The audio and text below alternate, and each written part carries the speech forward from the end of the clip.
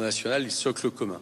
Voilà, vous dire sinon qu'il y a eu des amendements assez réactionnaires qui ont été adoptés, par exemple celui visant à pénaliser les associations qui luttent pour le bien-être animal, qui se voient menacés de privation de dotation de l'État ou de réduction d'impôts à partir du moment où il y aurait, par exemple, des élevages ou des exploitations agricoles qui seraient ciblées par leur action d'agit-prop. Bon, ça revient chaque année. Et là, on voit bien qu'on a là un bloc que j'appellerais très réactionnaire qui va du socle commun au Rassemblement national. Voilà, c'est un peu les conclusions pour l'instant que j'en tire.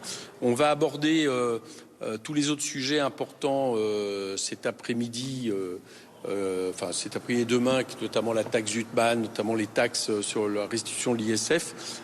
Mais pour le moment, je trouve que l'année dernière, je disais qu'on pouvait faire un budget NFP compatible. Là, cette année, j'ai dit que j'en doutais fortement parce que notamment le Rassemblement national avait, un discours plus néolibéral, on va dire, c'est-à-dire moins enclin à taxer davantage les ultra-riches ou les notamment.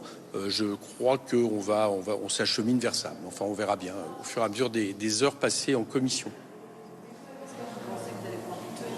Oui, ça, je pense qu'on va le tenir. Oui. Encore une fois, le nombre de 1500 amendements à examiner est, raisonnable.